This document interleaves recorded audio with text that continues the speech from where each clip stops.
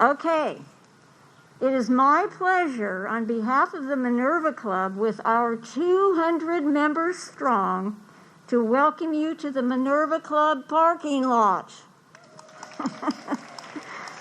We are so sorry we can't take you into our beautiful 1928 Julia Morgan house. Maybe in 2021. Now, we've been passing out maps for you, and we want you to study it while you have a chance here so that you won't get lost. But if you do get lost, it's okay. Just go up and down some streets and honk your horns, and you'll be noticed. But we hope you'll stay with us on the route, which is on your map, and it's highlighted in yellow. So you can tell, and we only have one street you have to turn left on. They're all right, right, right. And you will see they're major streets in town, and we really are just making a circle of this town through District 1 and District 2 voting areas. We'd like you to follow the lead cars that are decorated in gold. And as you go, would you please honk your horns? Use your hazard lights maybe so people can see you. That might help. And just enjoy it. Play some music if you've got music in your car. So now what I'd like to do is let you know about the person who's going to lead us through all the speakers. I want to invite Tracy Beard. Tracy is the executive director of the Solvang Chamber of Commerce since 2015. She is the human resources manager for 25 years, specializing in workforce development. Oh, I should have taken my mask off, then you might have been able to hear me.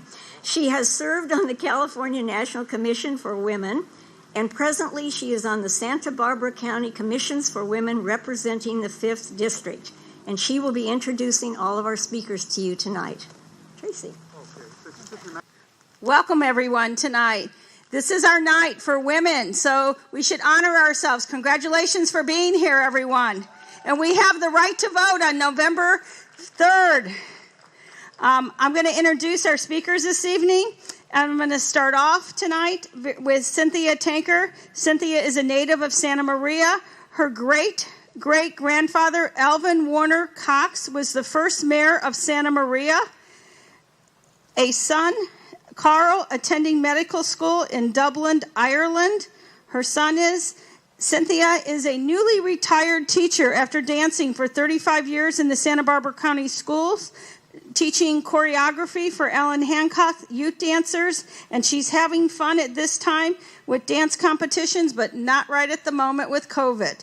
I'm going to tell you what an amazing person, so I'm going to bring Cynthia up right at this moment. I believe Cynthia gets to come forward, and she's going to tell us a little story of her heritage. Thank you. Yes, I am Cynthia Cox Thacker, the great-great-granddaughter of Harriet Hart. Harriet was the wife of the father of Santa Maria, Reuben Hart. One of Harriet's granddaughters, Elizabeth Scott, found this speech, of which I am going to read excerpts, in an old trunk. I want to thank Cliff and Judy Garrett for unearthing this information about Santa Maria's suffrage movement. Now, Harriet Hart's words. Why is it men so fear the ballot for their wives?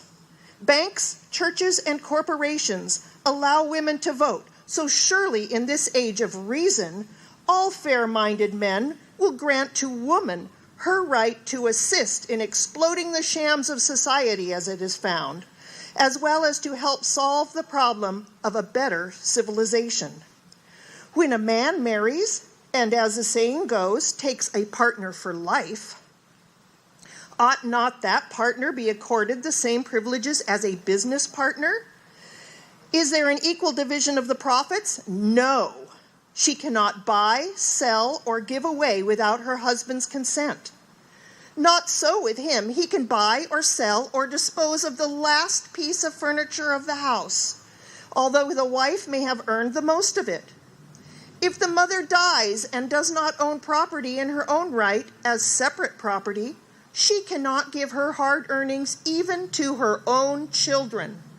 Her husband has the control of it and can will it or dispose of it as he sees fits.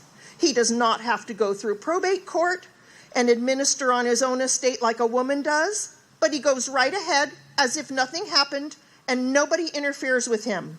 But what a difference we see when the father dies. The woman is not permitted to touch a dollar of his money. The bank is closed until the court has looked into the deceased husband's financial affairs, and men be hired to appraise the property, and you cannot pay or collect any debts until such time as the law allows. The property must be divided and a guardian appointed for the children, etc. Why is this? Does a mother not love her children as well as the father? Is she as interested in the welfare as their father?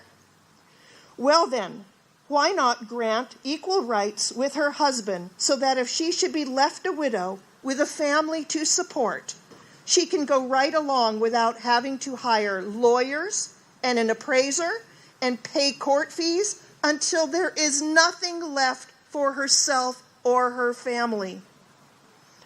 Equal rights in the political field are demanded, and justly so.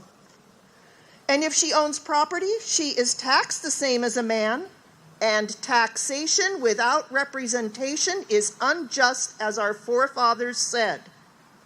It is a disgrace to this great nation and glorious country that sensible and well-formed women have not as much privilege as a man who can neither read nor write.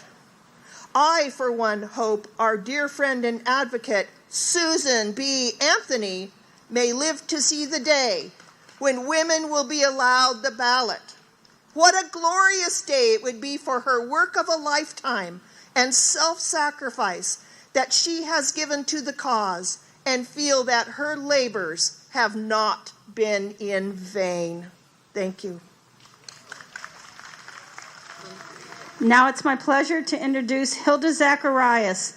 Hilda is a lifelong Santa Maria resident, attended Allen Hancock College, graduated from Cal Poly in San Luis Obispo. She returned to school to earn a master's degree from Kennedy School of Government at Harvard University in 2006.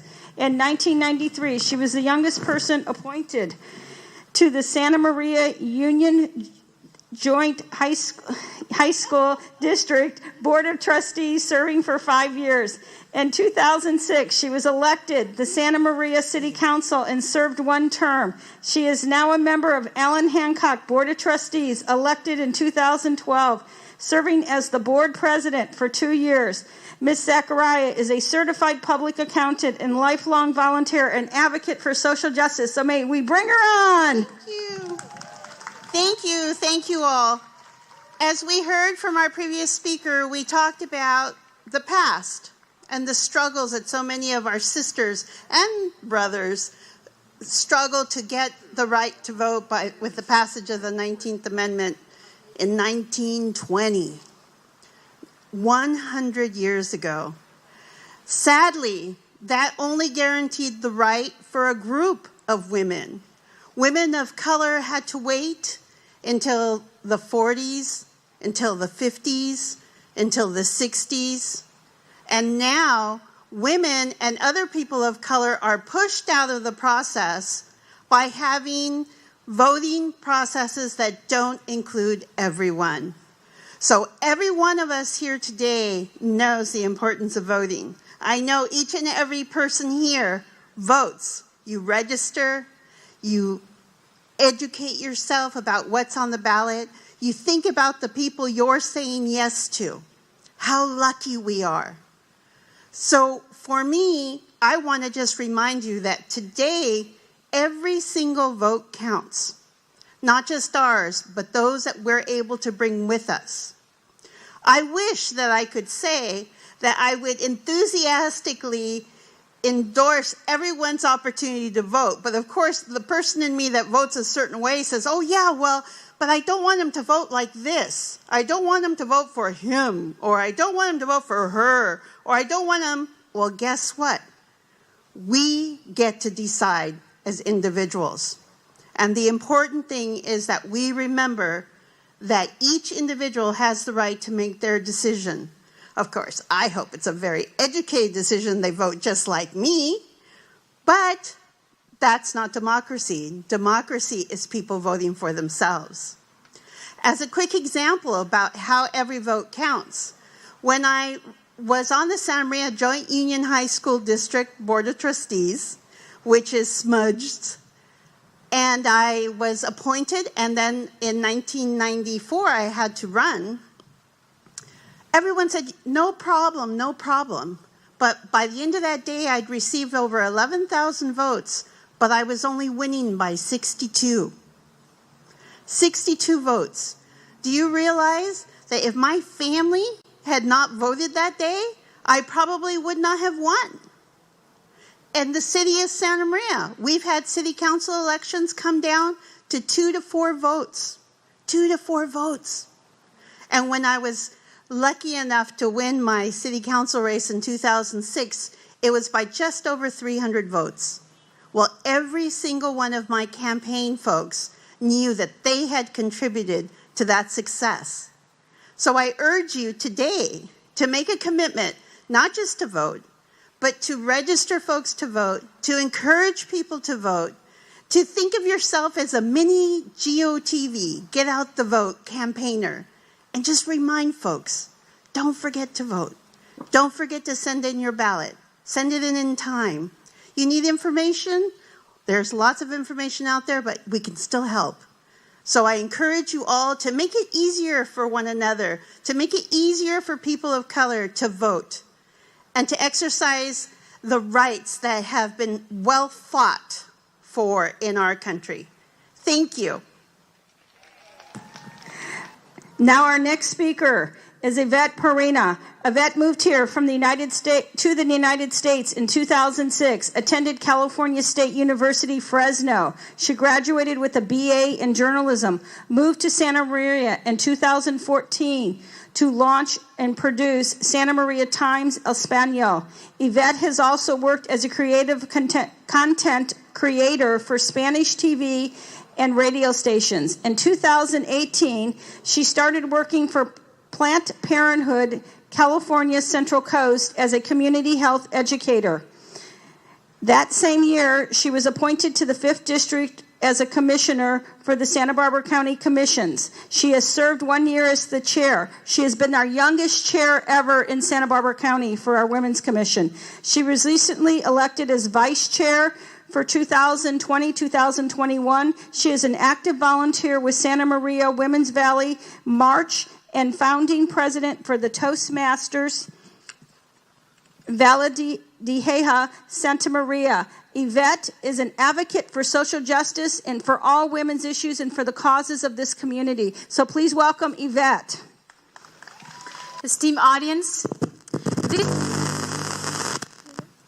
this year there is no better way to pay tribute to the centennial anniversary of the 19th Amendment than by voting.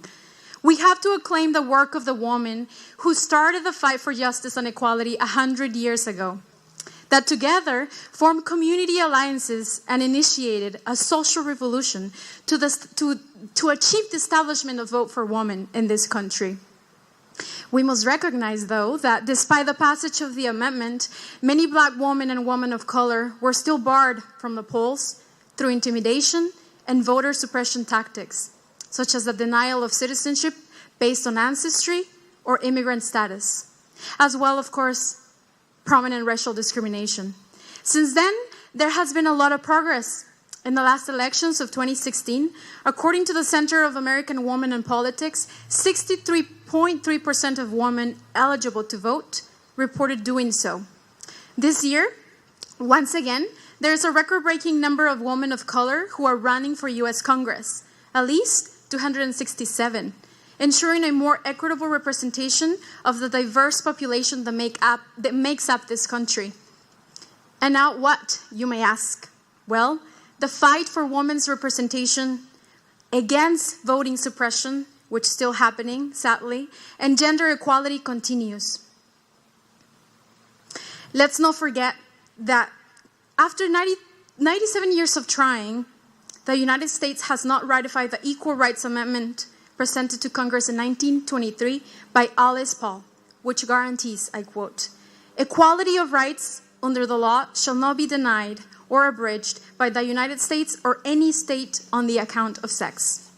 And even without the constitutional ratification of this amendment, women and people across the gender spectrum have worked tirelessly to elevate their status, to ensure important legal protections, and get fair opportunities in this society. But still, work remains to be done to ensure that women and people across the gender spectrum are treated with equality and justice. These 2020 elections and all future elections we will witness, which I hope are many, let's recognize the immense responsibility we have when voting. Let's do it not only based on our personal interests, but also thinking about the well-being of our communities in general. We can't forget that there are people residing and contributing to this country that live in the shadows and who can't vote. Civic engagement is crucial for social justice, so let's continue to be an example for future generations. Let's continue to transform our families and our communities with passion, marching, advocating, serving in community boards and commissions, and working for social progress. Let's get out the vote. These 2020 elections, and as the popular 2020 census slogan says it, which I've heard it thousands of times, and by the way, if you haven't filled it out, you have until September 30th to do so. Let's shape our future. And now, me gustaría dirigirme con mucho respeto y gusto a la audiencia Latinx que nos acompaña para incitarles que, si son elegibles, por favor voten en estas elecciones de 2020 y en todas las futuras elecciones que nos quedan por vivir, que espero que sean muchas. Debemos reconocer la inmensa responsabilidad cívica que tenemos al votar y no hacerlo solamente basados en nuestros intereses personales, sino también en el bienestar común de nuestra sociedad. Así que recuerden que el compromiso cívico es crucial si es que queremos alcanzar justicia social. Sigamos siendo un ejemplo para las próximas generaciones. Sigamos transformando nuestras comunidades y nuestras familias con pasión, marchando, abogando y sirviendo en comités comunitarios y comisiones, trabajando por el progreso social. Así que vamos a votar a estas elecciones y como lo dice el popular eslogan del Census 2020, que si no han llenado aún, todavía tienen hasta el 30 de septiembre para hacerlo, démosle forma a nuestro futuro. Now I want to take a moment and I want to welcome Lisa Thornhill. Lisa's going to come up and give us a little surprise up here. So I'd like to invite Lisa to come up and join us. Lisa has a surprise that we're going to give out today. And I don't think anybody knows what that surprise is. So I want you to all gather. And after that surprise, I want you to do a little horn honking once she gives us our surprise. And she's coming out to tell us what it's going to be. And I'm going to tell you, we worked with a great group of women. This is for everyone. But there's people that stand out that do such a great job. So we're going to bring Lisa Thornhill out. Hello. As was said, I'm Lisa Thornhill. I'm president of the League of Women Voters for the Santa Maria Valley. And I do have the highest honor today in letting everybody know what our surprise is. We are honoring a very special woman in our community. She is someone who is not afraid of working to make our community great. She grew up in Mississippi and attended a segregated high school that until 1970, when it was integrated. Her family that she spent time with encouraged her in civil rights activities, and she grew up listening to Dr. King, Charles Evers, and others. She has been on the board of the Fund for Santa Barbara, the Board for Cause, and is in the current position of president of the NCAA of Lompoc and Santa Maria. Folks might start guessing who this may be. Her work has been in the criminal justice arena in the Santa Barbara County for over 38 years. Through all of the years, she has been diligent in community activist groups, distributing information, and encouraging the participation of many community members. My personal interactions have shown me a woman through all of it is compassionate, positive, and extremely intuitive. So I'd like to LaWanda Lyons Pruitt to come up.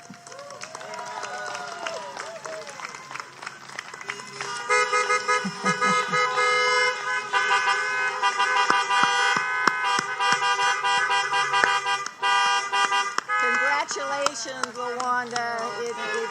It doesn't go near. Wow, thank you.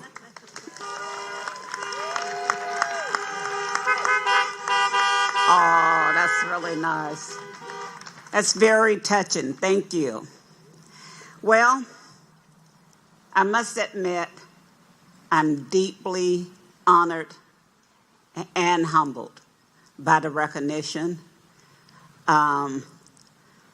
All the work and everything that I do, I don't do it to get the accolades. I do it because I have the passion for the work. And I know in my heart, I know my values, and I know what is right. So I do it because everybody is entitled to vote. Everybody is entitled to go to the same school, to have access to the same books and not hand-me-down books as I did when I was growing up, not to be bused 15 to 20 miles to a black school when there's a perfectly good school right in your hometown. Everyone has those rights. And I learned that at an early age. And because I learned that at an early age, I just have that passion for what I do. I want to acknowledge each of you, all the trailblazing women here today, and even those that couldn't be here today. I want to acknowledge you and the work that you do. We have a better community because we all work together to collaborate as a coalition, as organizations coming together. No man, no woman is an island. And we can only do what we do if we do it collectively, together. I appreciate Yvette and Hilda and you guys touching on a subject that is painful to some people. It's not painful to me because it's history. And we have to understand that's history. When people of color, women in particular who were there, and they helped to get the 19th Amendment passed, but then in the very end, they were excluded. And I can imagine, I was thinking about that. I'm going to have to do some research and see what I can find out. I know that they must have been deeply hurt by that snub, because when I look at some of the women that were fighting in the movement, particularly in the late 1800s and then the early part of the 1900s, these women, they were college educated. And back then, people of color, particularly women, you couldn't go to school. So that they were able to do that is just amazing. When I wrote my June column for the Santa Maria Times, I wrote it because in order to move forward, you need to acknowledge your past. You don't need to harp on it, but you need to acknowledge your past. And I'm hoping that the National League of Women Voters, that they'll say, you know, it's not their fault. 100 years ago, they weren't born. So what can they do about it? But you can acknowledge it. And so they need to acknowledge it, say, I'm sorry, and then we can move on. Sincerely say, I'm sorry, and then we can move on. I mean, I've moved on, but I thought it was important that I acknowledge that. Women, trailblazing women, and all people have been with us, been with NAACP, people of color from the very beginning. Take for instance, 25-year-old John Lewis. When he and 600 other activists down in Alabama tried to cross that Edmund Pettus Bridge, and the police were waiting on the other side with billy clubs and dogs and fire hydrants and tear gas. But your parents, my parents, they were outraged by what they saw. And Benjamin Franklin said it best. And I need to look at it, okay? Benjamin Franklin said, "Justice will not be served until those who are unaffected are as outraged as those who are." And that is what happened. That's happening now. We saw with George Floyd. We're seeing with what is happening in Wisconsin is that people are outraged. They're outraged, and they stand with us, and that makes a difference. Now, I do want to talk just briefly about one of my favorite suffrage, and that is Clara Shortridge Foltz. Now, Clara was white, but she was awesome. She, at the age of 81, she ran as the first female governor of California at the age of 81. You need to check out her story. Not only that, but she is known, because I'm involved with criminal justice, retired from it, but still involved. Clara is known as the mother of the public defender movement, and we have public defender offices because of her work. And so I'd like to acknowledge her, and then I would just like to close with Sojourner Truth. Sojourner Truth said, "Ain't I a woman?" And when I say, "Ain't I a woman?" I want you to say, "Ain't I a woman?" So she said, "I've plowed and planted and gathered into barns, and no man could head me.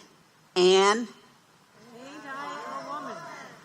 I could work as much and eat as much as a man when I could get it, and bear the lash as well. And ain't I a woman?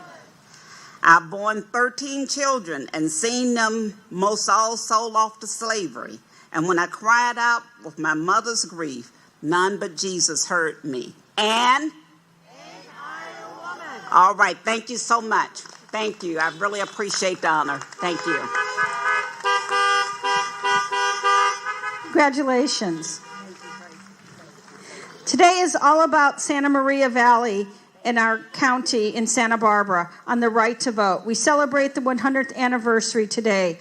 Our job is to vote on November 3rd. If we mail out, make sure we get it out by October 20th. We want our votes to count by mail. We owe it to our future, for our children, for our future children, and we owe it to all of our grandparents, great-grandparents, the women in our lives that helped march for the right to vote for us 100 years ago and before that. So just get out and vote today. That's what it's all about. Thank you. I want you all to take your maps, take a moment, look at your maps, make sure you know the little tricky spots that we're going through. We have 3 lead cars. They're going to take you through today. Western, Donovan, and Miller, honk your horns through the neighborhoods, get excitement. When we get back over here, there'll be a food truck right over here today. So I ask you all, just get out there and honk your horns and tell everyone to vote.